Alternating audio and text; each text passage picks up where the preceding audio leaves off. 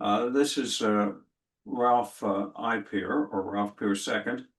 I am the son of Ralph S. Peer, who was a recording executive with OKeh and Victor Records, subsequently with Victor Records, who had a great deal to do with bringing the music of the South, I'll call it, to the national population. Of course, a lot of his market was the South itself. He was recording people of the territory for the territory, if you wish to put it that way, which was an interesting concept at the time. And it probably very likely evolved because the record company he was working for, which had the label OKeh Records, was developed by an immigrant, and he began the label making records for fellow immigrants in their own language and so forth, so to bring them a taste of home. But what that meant was that he understood that there were different types of music for different audiences. And that probably influenced my father's thought of getting music of the people for those people, and what encouraged him to spend his career with the record companies making music of the South. By 1925, he was certainly very much in the heart of the music business. And he had gotten his entree into the music business because his father operated a store just outside of Kansas City in Independence, Missouri. And this store was a dry goods store, I'll use that term for it, and among other things, sold records. And so in helping out in the store, one of his duties was to take the trolley downtown to the distribution center for recordings and pick up the new stock. And so he got to talk to some of the people there, but I'm sure that had a heavy influence on the rest of his work in the music business.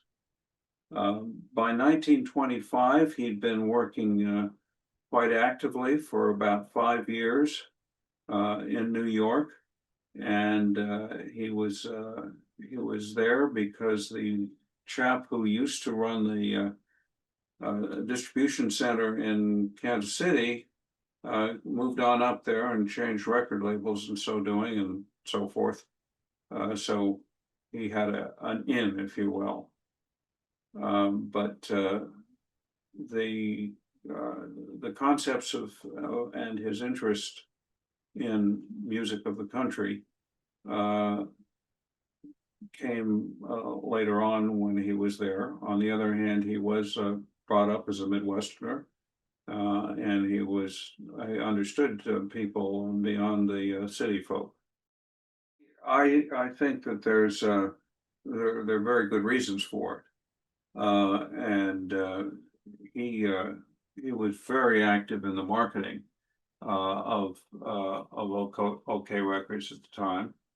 And if you look at the people that came to Asheville with him, these were the people in charge of OKeh's particularly southeastern United States area, which was very important for them by this time.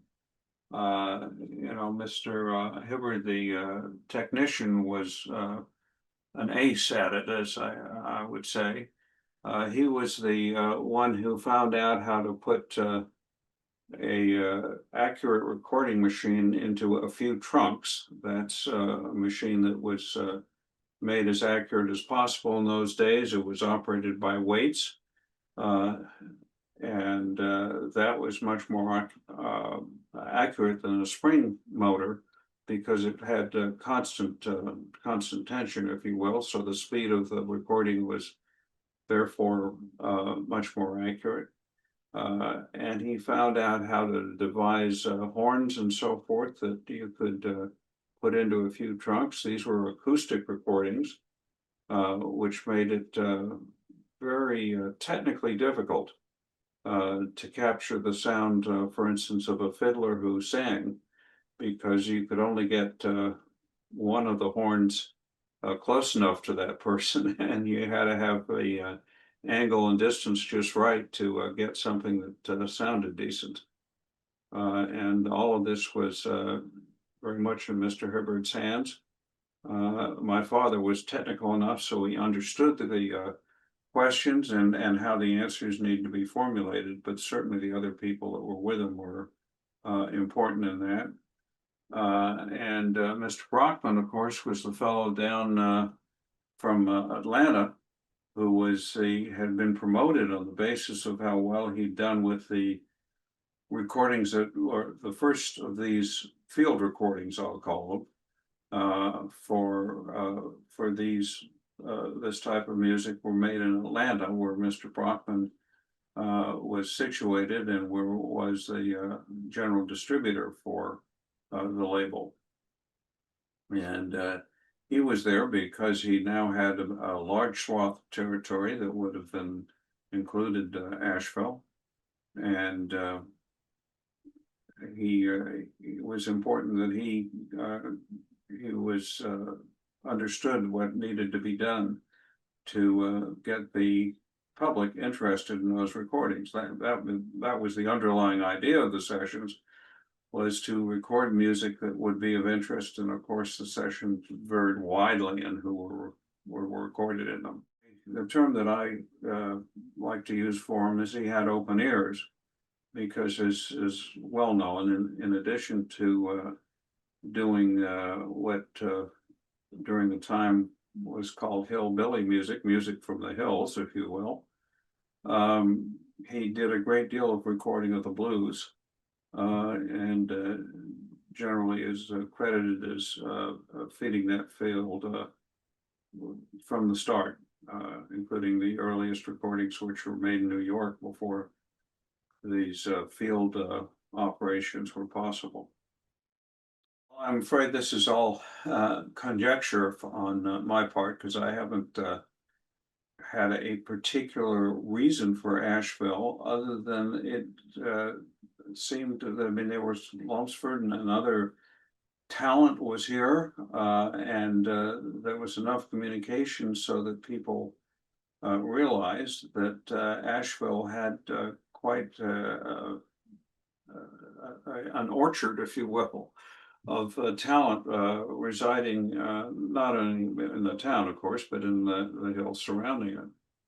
And it was talent they were looking for. And my father kept his ears open, as I said, as to what defined talent. But it was something that he felt he could recognize. And of course, talent is measured in terms of its commercial potential. And so that meant that it was both technically good and that the material that was presented was interesting to the public. I think you can think of it as a strictly mechanical as opposed to an electronic process. And the mechanical was such, and I'm being a bit repetitive, but the horn that was used, I think everyone can envision the horn. If not, think of the His Master's Voice trademark with the dog listening to the horn. It looked a lot like that. And the performer would sing loudly into the horn or play loudly. And if you're doing both, that was the trick of the engineers, to try to get the balance without turning knobs, but by position. And when you speak, or any sounds that you make, I mean, if you play the trumpet or what have you, it sets the air in vibration, and that's how the sound travels. Well, this vibration has a certain amount of energy, and the horn focused that energy, and it came down to a plate, if you will, on which there was a needle, which was frequently replaced, that would etch these into a platter. a wax splatter, and then these would be used to make to make the vinyl platter that eventually came out and was sold. I say vinyl, it was a different composition then, but it was a clock-like mechanism. Think of a grandfather clock, for instance. Grandfather clocks could keep pretty darn good time. We have one in the household that came from my wife's family that's a couple of 100 years old, and it's just amazing how it teams up with the internet time on that screen in the kitchen now. It's very impressive, but that's the same concept as why these recordings were able to be recorded at a fixed rate of making the recording. The speed was genuinely 78, if you will. But I would venture to say that what we're talking about, which is often called roots music, but are literally cultural roots.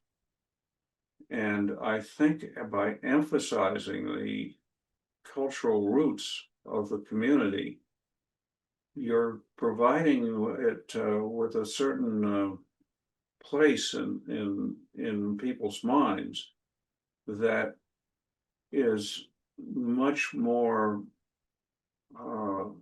long-lasting than would otherwise be the case. I mean, that's really, when we talk about roots music, we're talking about cultural roots. And those roots give trees strength, don't they?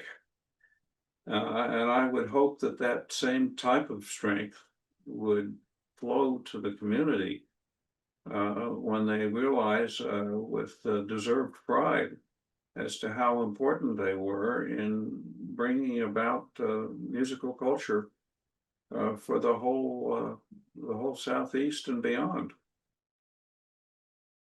I have a phrase which I use from time to time when someone has done something of